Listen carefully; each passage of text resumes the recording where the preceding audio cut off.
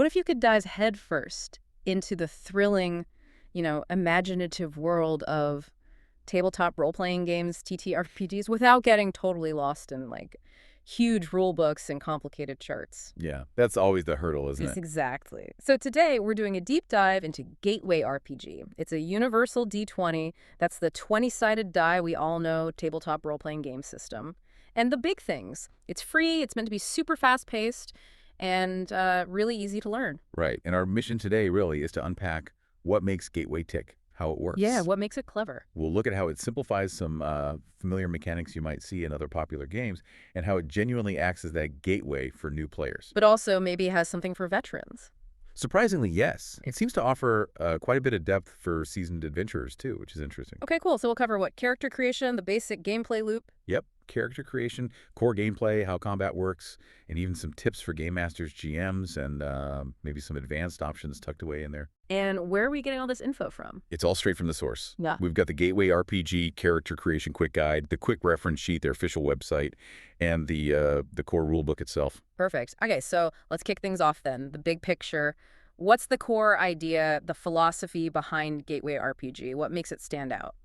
Well, at its heart, Gateway is all about access.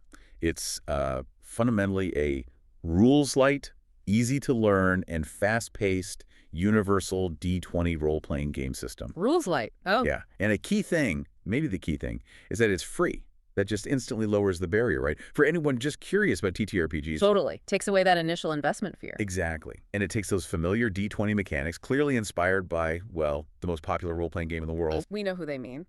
Chuckles lightly. Dungeons & Dragons 5th edition. Right. Chuckles. It takes those ideas and just streamlines them. Makes them really approachable. Now, you mentioned universal. That's a big claim for any RPG system. How flexible is it, really? Can you genuinely run, I don't know, a sci-fi game one week and fantasy the next? It's surprisingly versatile. Yeah. You really can run pretty much any theme or setting you can think of. Yeah. Fantasy, yeah, cyberpunk, horror, space opera. Wow. Your imagination is kind of the limit. And what's really smart about it is this dual purpose it serves. Okay, what's that? It's not just a gateway for new players, helping them maybe eventually move on to other D20 systems like D&D or Pathfinder, Star Wars D20, Call of Cthulhu D20. Right, a stepping stone. It can be that, but it's also pitched as perfect for quick one-shot adventures. For experienced players and GMs who just want fast, engaging play without, hours of prep or complex rules. Ah, I see. So it serves both newcomers and veterans who want something lighter. Exactly. That dual function's pretty clever. It meets you where you are, basically. That's a really interesting design goal. Okay, so if you're new to all this, or maybe even if you're experienced but trying Gateway, how do you start making a character? Is it like a daunting process? Not really, no. Character creation in Gateway is actually designed as a collaborative thing, a 9-step process, but it's meant to be done with the game master, the GM. Okay, collaborative. I like that. It starts simple, just a concept.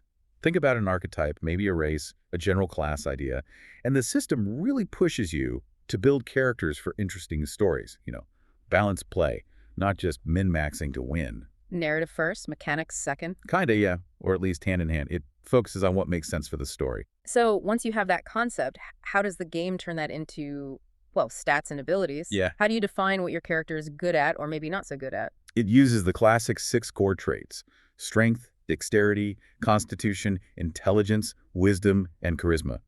But the clever bit is this system of proficiencies and deficiencies. Okay, proficiencies and deficiencies, how do those work? Super simple. A proficiency is marked with a plus sign. Plus. If you have that on a trait, when you roll your d20, you actually roll 2 d20s and take the higher result. Ah, like advantage in 5e. Exactly like advantage. And a deficiency is marked with a minus sign.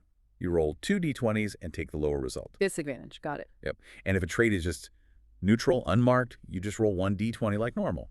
The recommendation is that every character should have at least 1 proficiency and 1 deficiency. So everyone has a strength and a weakness, basically. Yeah. And it's elegant because it's not just about the dice roll. That plus or minus instantly tells you something narrative about the character, where they shine and where they struggle, without needing complex numbers. That makes a lot of sense for getting started quickly. But what if you want a bit more nuance, more customization than just assigning a plus or minus to strength or intelligence? They've got you covered there, too. Gateway offers 2 methods. There's standard creation, which is exactly what we just described super fast. Assign your pluses and minuses to the 6 main traits. Griffin jumping right in. Okay. And the other method? That's advanced creation points. This gives you way more detail. Instead of applying the proficiency or deficiency to the whole trait like all of dexterity, Right. you apply them to specific skills or attack types or saving throws. Ah. So you could be good at, say, sneaking with dexterity, but maybe not so good at dodging. Precisely. Yeah. You get points to spend, like maybe 2 proficiency points and 1 deficiency point for saving throws, 1 proficiency for your main attack skill, melee, ranged, or magic. Then you get like 5 proficiency points and 3 deficiency points to assign to other specific skills. And you can mix and match these. Yeah, you can even spend a proficiency point to cancel out a deficiency, making a skill neutral if you want. Can you give us an example? How would that look on a character? Sure. Let's take that example they give Titus Stormbringer, a rogue thief type. Using advanced creation, Titus might put a proficiency point into lockpicking. That's a dexterity skill. Right. But maybe he takes a deficiency in history, which is an intelligence skill. So he's brilliant at getting through locked doors, but maybe clueless about the ancient artifact inside. Okay, yeah, that feels much more specific, much more like a distinct person. Exactly. It adds that layer of granularity for players who want it. So once you've got those traits, proficiencies, skills sorted, what about the basics? Like how hard are you to hit? How much damage can you take? Right. The core survival stats, your starting armor class, or AC, that's how hard you are to hit, is based on your dexterity. Or, if you used advanced creation, your dexterity saving throw proficiency. So proficiency means higher AC. Yep. Proficiency gives you 14 AC, deficiency gives you 10 AC, and neutral gives you 12 AC. Simple tiers. Got it. And hit points, HP. Similar idea. Your starting HP is based on your constitution, or your constitution saving throw with advanced creation. Proficiency means more starting HP, 5 HP in the standard rules. Deficiency means less, 3 HP. Neutral is 4 HP. Those numbers seem quite low. They are low to start, yeah. It emphasizes that combat can be dangerous. But there are also alternative HP rules the GM can use.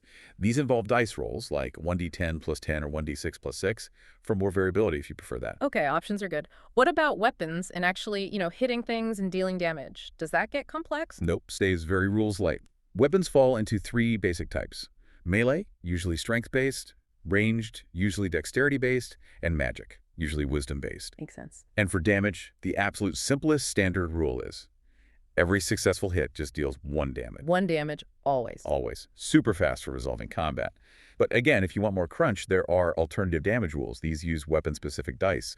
Like a dagger or a snub pistol might be a D4, while a huge railgun or a BFG could be a massive D12. Okay, so you can scale the complexity there too. What about range? Do you need battle maps and rulers? You can if you want. Ranges are defined. Close combat is within 5 feet. Very long range is 500 plus feet. But the rules also explicitly say you can just describe ranges narratively if you're not using miniatures. Flexibility again. And beyond stats and weapons, can characters have, cool special powers or unique gear? Oh, yeah, absolutely. Characters can define optional special abilities. These could be an action, a bonus action, or even something that's just always active. Like what? Things like multi-attack, maybe letting you make a second attack as a bonus action, or X-ray vision, or maybe telepathy that's just always on, stuff like that. Nice. And you choose starting items, too. Some might be just flavor, cosmetic. Others might grant actual bonuses, like a medical kit giving you advantage on checks to heal someone, Right. or a disguise kit helping with deception. So you can really tailor your character's kit. Definitely. It lets you build out your concept with concrete abilities and items. Okay, character built. Ready for action. Yeah. How does the actual playing work? Rolling dice, succeeding, failing. How does Gateway handle that moment-to-moment gameplay? The core mechanic is, again, really elegant and simple. You roll that d20, the 20-sided die, for pretty much every meaningful action where the outcome is uncertain. Ability checks, attack. Ability checks, attack rolls, saving throws, Yeah. The GM sets a difficulty class, a DC, for whatever the task is. DCs range from simple, maybe a 2 to 5, all the way up to near impossible, which would be a 20. And you just need to roll that number or higher. Equal to or higher, yep. Roll meets or beats the DC, you succeed. Roll lower, you fail. Can you give us a quick example? Make it vivid. Okay, let's say Dag the Barbarian wants to intimidate a nervous-looking tavern keeper. The GM thinks, okay, this keeper is easily scared, so sets an easy DC, let's say 8. Right. Dag has a neutral charisma, so no proficiency or deficiency. He just rolls Right. 1 d20. Let's say he rolls a 10. That beats the 8. Beats the 8. So he succeeds. The GM then describes it. The tavern keeper visibly shrinks back, hands trembling, and stammers, all right, first drinks on the house. See. The roll directly informs the story. Nice and clean. Okay, that brings up something we touched on earlier. Advantage and disadvantage from proficiencies and deficiencies. How do those interact with, situational modifiers? If Dag was proficient in intimidation, but maybe the tavern keeper has guards standing right there, giving Dag disadvantage, does it get complicated? That's another place where Gateway keeps it simple. If you have proficiency, which normally grants advantage, but the situation imposes disadvantage, they just cancel out. Ah, okay. Back to a single d20 roll. Exactly. No complex stacking or math. It keeps the game flowing. And even if you somehow ended up with, say, double advantage, maybe you're proficient and the situation is highly favorable, it just simplifies to a small flat bonus, like a +1. Same for double disadvantage. Maybe you might have a 1, no extra dice, just a tiny modifier. Keeps it very streamlined. What about when characters are directly opposing each other, like arm wrestling or trying to trick someone? That's usually a contested roll. Both characters make the relevant ability check and the higher roll wins. Simple comparison. And saving throws for resisting spells or effects. Yep. When you're targeted by something nasty, maybe trying not to be blinded or charmed, grappled, poisoned, paralyzed, really make saving throw. It's just another d20 roll against a DC set by the effect or the attacker. Fail the save, and you suffer the condition. Each condition has clear, simple effects and durations. And those big moments, the critical hits or fumbles, are those in Gateway? Oh, absolutely. Rolling a natural 20, a perfect 20, right on the die is a critical success. It means you do something exceptionally well, maybe get an extra effect or get a bonus on your next roll. Adds that heroic flair. And the dreaded natural one. That's a critical fail. You miss spectacularly, maybe something unfortunate happens, you might suffer a penalty. It adds drama and, honestly, often leads to the most memorable and funny moments at the table. Those crits really punctuate the narrative. Okay, so the core resolution is straightforward. Let's talk about combat. That's often where rules-light systems can either shine with speed or maybe feel a bit too simple. How does Gateway handle strategic showdowns? It uses a turn-based system, so things stay organized. It starts with everyone rolling for initiative, which is based on dexterity. Higher roll goes first. Standard stuff. Pretty standard, yeah.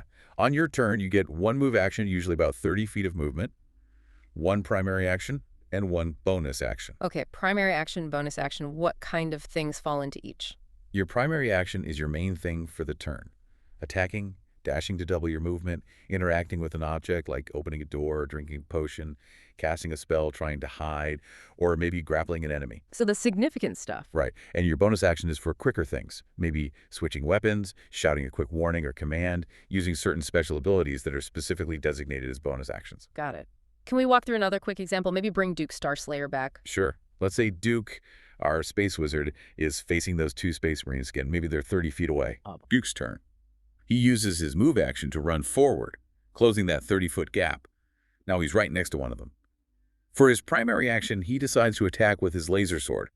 He's proficient with melee attacks using dexterity, remember? Right, rolls 2 dice, takes the higher. Exactly. Let's say he rolls, gets an 18. The Space Marine's AC is probably lower than that, so it's a hit. And damage, if we're using the simple rule. Simple rule, 1 damage. If the Space Marine only had 1 HP, maybe the GM narrates it as a decisive blow. Your laser sword hums as it slices cleanly through the trooper's armor, and they collapse. Done. If using dice damage, maybe he rolls a d8 and gets a 6. Depends on the style the group wants. But the flow is quick. Action, roll, narrate. And you mentioned critical hits and fails earlier. How do they work in attacks? A natural 20 on your attack roll is a critical hit. It automatically hits, regardless of AC, and usually deals double damage. Really satisfying. Nice. A natural 1 on the attack roll is a critical failure. You automatically miss, and the GM might add a little complication like you stumble or drop your weapon. Keeps things interesting. What happens when a character actually runs out of hit points? Are they just dead? Not instantly. When your HP hits 0, you fall unconscious and enter the dying state. On your turn, you have to make a special saving throw called the death saving throw. It's a flat d20 roll, no modifiers. What's the target number? 10 or higher is a success. 9 or lower is a failure. You need to accumulate 3 successes to stabilize yourself. But if you get 3 failures first, Then it's lights out. then it's usually lights out for the character, yeah. Of course, other players can try to help you before that happens, maybe with healing magic or a medical kit check to stabilize you. So there's tension there. How do you get HP back generally? Through resting. A short rest might let you recover half your maximum HP. A long rest, usually overnight, restores you to full HP. Pretty standard recovery mechanics. And what if a group does want more tactical play, miniatures, vehicles, that kind of thing? Gateway offers basic optional rules for that too. If you use miniatures on a grid or hex map, 1 square or hex equals 5 feet. Simple conversion. And it even has simple guidelines for vehicles, cars, starships, whatever, giving them basic stats like speed, handling, AC, and HP. There are even rules for handling chases, so you can add that layer if your group enjoys tactical map play. It really sounds like flexibility is the name of the game here. Which brings me to the Game Master. How does Gateway support the GM in running the game, especially with this rules light approach? And how do characters actually grow and change over a longer story? The GM is absolutely central in Gateway, maybe even more so than in crunchier systems. The rulebook really emphasizes that the rules are guidelines. GMs are encouraged to be flexible. Flexible rule interpretation, yeah. Exactly. And embrace the rule of cool.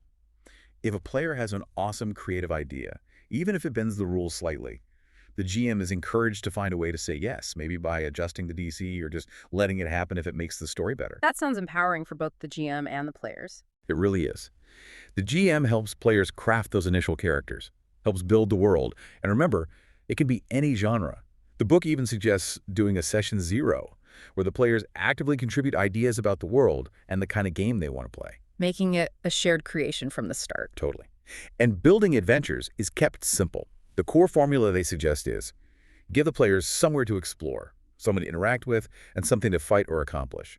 That's your basic adventure structure. Keeps the prep manageable, I bet. Definitely. And creating non-player characters, NPCs, or monsters is quick too. GMs just need to figure out the key things. AC, HP, maybe a primary attack, and any key proficiencies or deficiencies. No need for massive, complex stat blocks like in some other games. So the focus is on what's important for the interaction. Right. And the GM's role is also about fostering player involvement, making their choices matter, weaving their character backgrounds into the plot, using interesting NPCs. And also managing the table, encouraging role-playing, gently steering away from metagaming, using player knowledge the character wouldn't have. Creating that immersive experience. Exactly. It's about facilitating that shared story. Okay, so that covers the GM side. What about the players? How do their characters get better over time if you play a longer campaign? Is there advancement? Yes, there is. Gateway provides options for character growth if you're not just doing a one-shot. This can be handled in a few ways. Like what? GMs can award things like simple plus modifiers, like a +1 or +2, to weapons or maybe even stats. They could grant proficiency with a specific item the character finds or learns to use. They could introduce entirely new special abilities as rewards. So kind of bespoke advancement based on the story. That's one way, yeah. Or players could transition to using the advanced play variants, applying proficiencies and deficiencies to individual skills for more customization as they level up, so to speak. Is there an actual level up system too? There is an optional basic level up system. It's pretty straightforward, letting characters progress from level 1 up to 20. You can gain levels through experience points, XP, awarded by the GM, or maybe just by completing a certain number of sessions. And what do you get when you level up? You gain more hit points, your skill modifiers might improve, your attack bonuses might go up, and you could gain new special abilities or spells depending on your character concept. It provides that steady sense of progression, getting more powerful and capable over time. So it really can support both short bursts of play and long-term campaigns. It seems designed to handle both quite effectively, yeah. We've covered a lot of ground here. We've seen how Gateway RPG aims to make tabletop role-playing really accessible, really engaging. It's this versatile, rules-light system that seems to balance that simplicity with a surprising amount of depth. Yeah, whether you're totally new and just curious, or you're a longtime player looking for something maybe faster or more flexible, it seems to have something to offer. It really strips away a lot of the maybe perceived complexity to get right to the fun part, doesn't it? That seems to be the goal. Collaborative storytelling, imagination, those unexpected moments at the table. Yeah. Getting straight to that without getting bogged down. So here's something to think about. In a hobby that, let's be honest, can sometimes feel gated by thick rulebooks and complex math, what possibilities does a true gateway game like this open up? Not just for learning the ropes, maybe, but for fostering like pure, unadulterated, creative storytelling. That shared adventure that's more about the story than the stats.